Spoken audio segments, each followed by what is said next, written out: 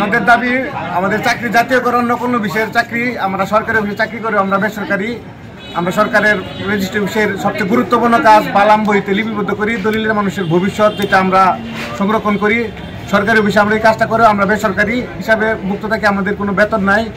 আপনারা দেখছেন চ্যানেল ইছামতি।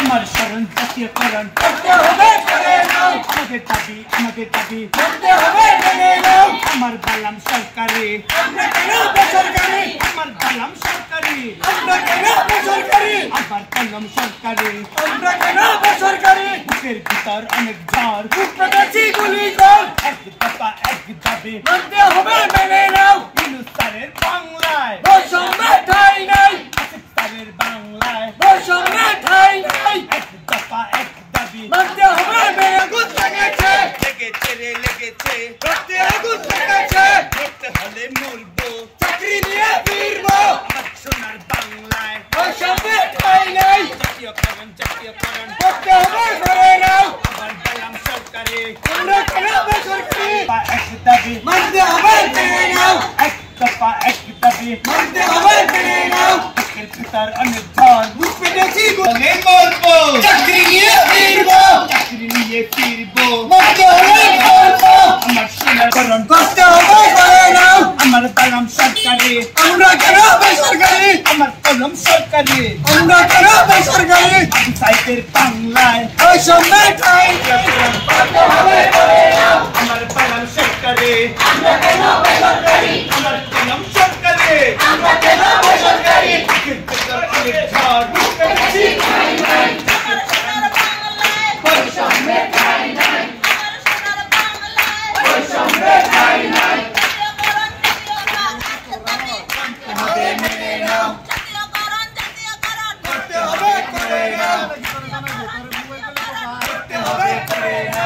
আমাদের দাবি আমাদের চাকরি জাতীয়করণ নকল বিষয়ের চাকরি আমরা সরকারি অফিসে চাকরি করে আমরা বেসরকারি আমরা সরকারের রেজিস্ট্রি অফিসের সবচেয়ে গুরুত্বপূর্ণ কাজ বালাম বইতে লিপিবদ্ধ করি দলিলের মানুষের ভবিষ্যৎ যেটা আমরা সংরক্ষণ করি সরকারি অফিসে আমরা এই কাজটা করে আমরা বেসরকারি হিসাবে মুক্ত থাকি আমাদের কোনো বেতন নাই কোনো বোনাস নাই ভাতা নাই আমাদের 60 বছর পরেও আমাদের কোনো রিটায়ারমেন্ট কোনো সুবিধা নাই এবং আমাদের চাকরি জাতীয়করণের জন্য আমরা লক্ষ্যে ঢাকা প্রেস ক্লাবের সামনে আমরা 35 দিনে একটানা কলম বিরতি পালন করেছি। 35 দিনে আমরা কোনো সুরা না পাওয়ার পর আমরা 36তম দিন থেকে IGR office Dhaka registration complex এবং প্রেস ক্লাবের সামনে এবং স্ব অফিস জেলা মফস্বল অফিসে আমরা আমরণ অনশনের কর্মসূচি দিয়েছি। যে পর্যন্ত আমাদের চাকরি জাতীয়করণ না হবে সেই পর্যন্ত আমরা আমরণ অনশনে থাকবো এবং এর থেকে আরও যদি কঠোর কোনো কর্মসূচি থাকে সেটা আমরা পালন করব। আমাদের দাবি একটাই, আমাদের চাকরি জাতীয়করণ স্থায়ীকরণ চাই, এক দফা এক দাবি, এটা নিয়ে আমরা আমরণ অনশনে আছি। আমাদের আজকে 37 দিন যাবৎ নকলের কার্যক্রম সম্পূর্ণ বদ্ধ, আমরা কাউকে নকল দিতে পারছি না। অনেকে অনেক ঝামেলায় বিপদে পড়ছে, কেউ আদালতে মামলা, অনেক সমস্যায় মানুষ ভুক্তভোগী হইতেছে, দলিল হইতেছে না। অফিসের লোকজন অনেক কম, নকলের জন্য মানুষ অনেক ভোগান্তিতে পড়ছে। নকল আমরা 37 দিন যাবৎ দিতেছি না। দাবি হলো যে আমরা এই অস্থায়ী লোক দ্বারা তারা স্থায়ী কাজ করাচ্ছে অনেক দিন ধরে, এটা কিন্তু আমাদের কোনো এই কলমের বাসায় কাগজের বাসায় কোনো বরাদ্দ নাই কোনো কিছু, কিন্তু আমরা অস্থায়ী এই স্থায়ী কাজটা কেমনে করি? আমাদের দ্বারা এই স্থায়ী কাজটা করে কিন্তু আমরা দাবি যে আমরা স্থায়িত্ব করা হোক। আমাদের সমস্যা হচ্ছে আমরা অনেক দিন যাবত আন্দোলন করে আসতেছি, কিন্তু আমাদের আন্দোলন কার্যকর হয় না।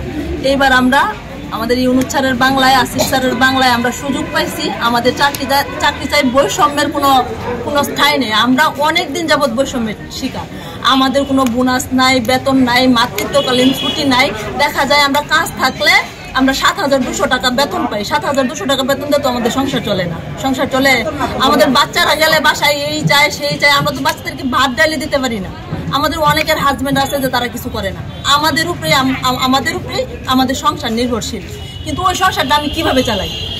আমরা অনেক কষ্টে আছে, আমাদের কষ্ট আমাদের ঊর্ধ্বতন সবাই দেখতেছে, কিন্তু তারা আমাদের জন্য তারা সুরাহাই করে না, তারা আমাদের জন্য কোনো আলোচনাই আনে না।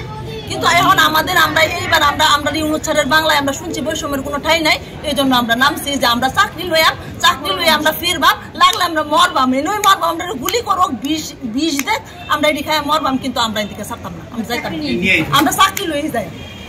আমরা 47 দিন যাবত আমরা এই অনশন কর্মসূচি পালন করছি। আমরা সর্বপ্রথম আমাদের ঢাকা প্রেস ক্লাব থেকে এই আন্দোলন শুরু হয়। আমরা আসলে খুবই বঞ্চিত, কিন্তু বিগত সরকারের সময় অনেক ধরনের আশ্বাস পাইছি আমাদের চাকরি স্থায়ী জাতীয়করণ করার জন্য, কিন্তু তারা ওই শুরু হয় আমাদের দেন।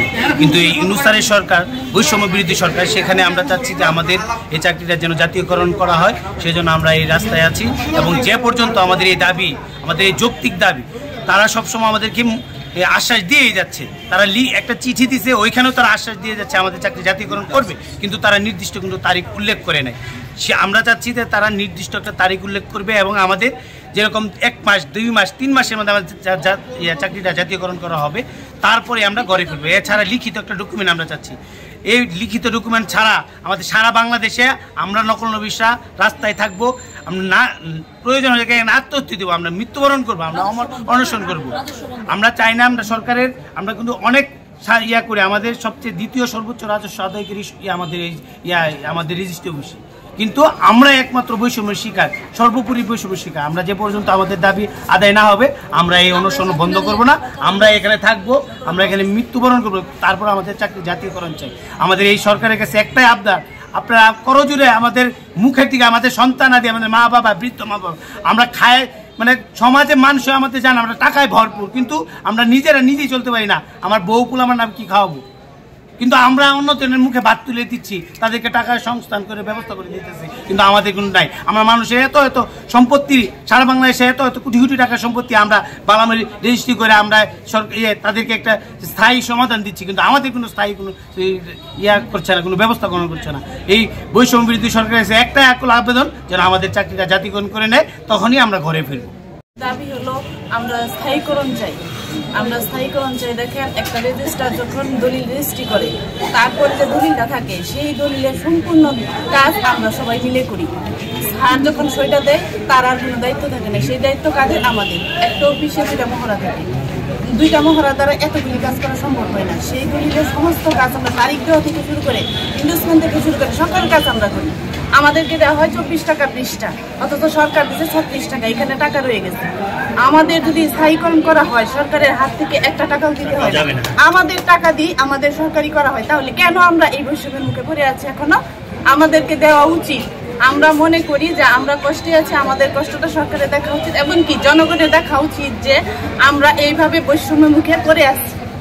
ধরেন আমরা যে মানে এনফিসটা আমরা আদায় করে দিই নকল বিশ্বাস, সকল এনফিসটা আমরা তৈরি করে স্যারকে দিচ্ছি, সরকারকে ট্যাক্স দিচ্ছি, সেখানে আমাদের জন্য অনেক টাকা পড়ে আছে যা সরকার নিজেও হয়তো জানে না।